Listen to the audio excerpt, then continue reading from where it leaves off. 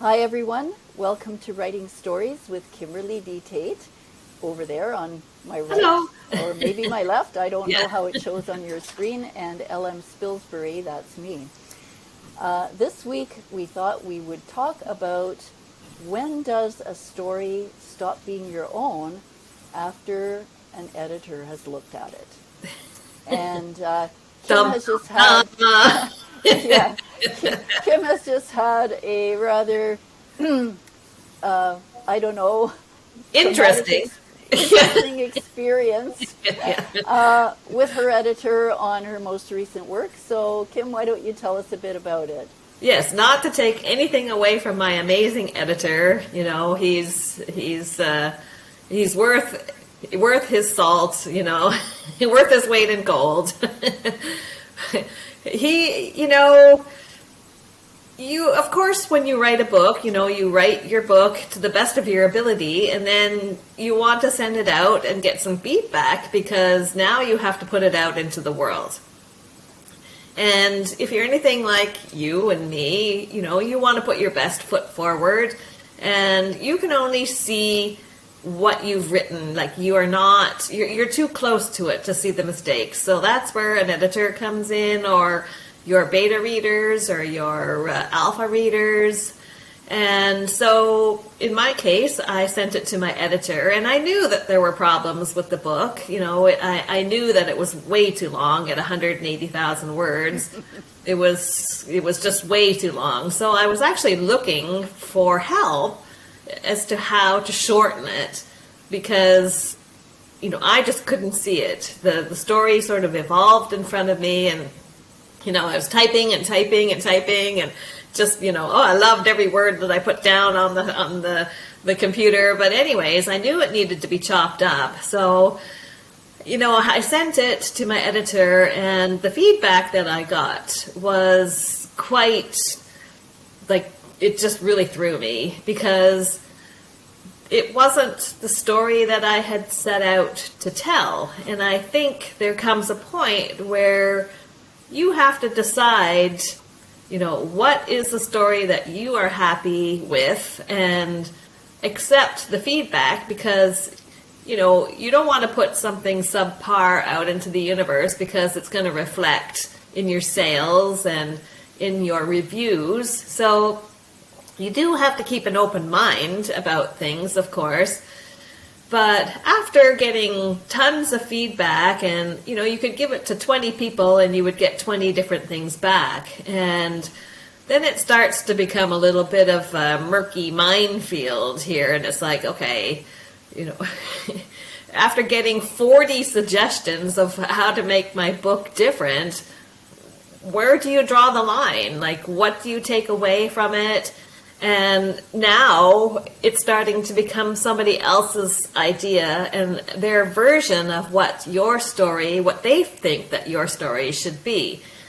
So it's a little bit of a kind of a, straddling the knife edge as to keeping the vision that you had originally had for your book, but also taking the feedback and applying it to your book to obviously make it better and more marketable.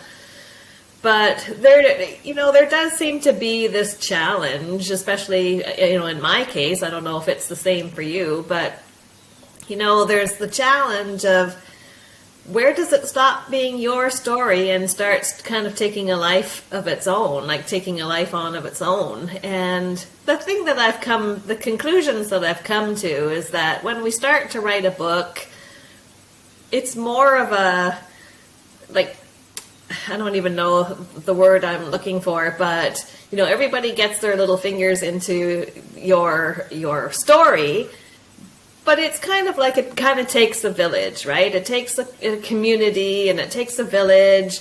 And I think that your writing can definitely benefit from having a lot of different people giving you ideas and suggestions, and maybe somebody just says it just that one perfect way where you go, oh wow, I never thought of that. So I do think that you need help writing a book, and you do need fresh eyes on it just to give you a different perspective. But anyways, I'm not sure if it's the same for you or not, but that's my story, and I'm sticking to it. Yeah. Well, unlike you, I haven't used a professional editor. I have a couple of people who I trust their feedback a lot. One of them is a family member whose lifelong pastime has been reading, and she has read, I am sure, tens of thousands of books, and so has a very good way of getting to the meat of the matter. And I find that most of the feedback she gives me is extremely useful. There's occasionally something she'll say that I have to go away and think about, and then ultimately sometimes decide that no, that's not what I'm going to do. And she always jokes with me that she really enjoys telling me how I should write my stories. Yeah. And then sometimes, of course, sometimes she's right on, and sometimes it's like, yeah, but no, that's not how I see it. Right. And I haven't taken the plunge to go to a professional editor at this point. Partly it's a financial thing. When you're self-published and you're already spending a lot of money on other things like book covers and things like that, promotion, Yeah. it becomes kind of a financial question of, well, where do you draw the line? And I think my books are pretty good as they are, which is why I feel fairly confident at this point in not using an editor. Although I'm sure there are a lot of people out there who say, well, if you used an editor, you might actually sell a lot more books. And they could be right. I don't know. So it may be something I do down the road. But the question of our chat today is, when does it stop being your book? And that's a really good question, you know. I've spoken to friends, author friends, who do use editors. One author I know has said that the only changes she will make to a manuscript are if they are required by whoever's paying her for the book. Mm-hmm.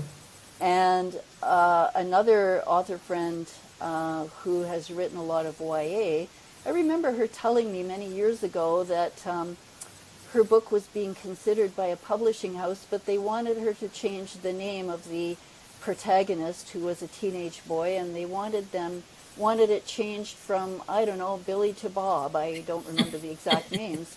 But I remember thinking, really? Yeah. Like, okay, if you're actually buying the book, that's not such a big deal.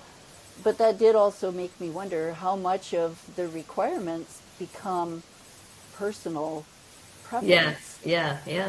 Unless they've analyzed the market and know for a fact that protagonists called Billy just won't sell. I don't know. Yeah. You know, and being from a scientific background, I'm always like, well, show me the evidence. Yeah. Show me the evidence. So, Well, yeah, I mean, you know, you do want to make your story into something more marketable. And it just makes me wonder when you have to sort of go away and think to yourself, okay, now I have to totally scrap what I've already written and do a total rewrite to change the trajectory of the story into something that I hadn't thought of. And that's not to say that it's good or bad, but it's a conundrum, you know. It's like, well, and this is true. And again, the question is, who is requiring this? Is it somebody who's actually going to be publishing the book and selling it and knows their market? Yeah. Or, you know, is it somebody who has a lot of credentials in just being able to tell how a good story is structured and is able to point out where one story doesn't quite fit that mold? Yeah. I don't know. It does become a conundrum, and I think nowadays where the market is flooded, I mean, especially the ebook market is just flooded with books. There are so many books out there that being noticed Yeah, yeah. is very difficult, especially if you're self-published, but I'm sure even if you are traditionally published, Yes, there's a yeah. lot of competition out there. Yeah. And I have gone back and read early novels from writers that I read back in the 80s and 90s. And first novels back then, for the most part, weren't of the same quality that they would be later on when computers made rewriting much easier. Yeah, yeah. But it didn't mean that the stories weren't really good stories and they didn't sell. Yeah, yeah. You know, some of the stories I still love today, and I go back and reread them, and I still love them and wouldn't want them changed, even Yes. though I may be able to stand back and say that, yeah, the structure could use some work, and, you know, this could use some work. But Yeah. so I think it all boils down to some degree to luck. Yeah, yeah. Right? No. We've had this chat before, and a lot of it is hard work and putting yourself out there and perfecting your craft, but there's still a great deal of luck at the end of the day Yeah. in being noticed by the right people at the right time in the right place. I think so, yeah. Yeah. And you have to have perseverance too. It's never give up, right? So That's right, exactly. you know, Yeah. you just never give up. You never stop trying. And but anyways, yeah, I have nothing more to say on the matter. I don't know what the answer is. Well, There's no I think- easy answer to that. Yeah, that's right. I don't think there's any really good answer, but it was interesting to talk about. So on that note, we'll sign off for today. Thanks everybody for tuning in, and we'll see you again next week with something new and interesting to talk about. Bye for now. Bye now.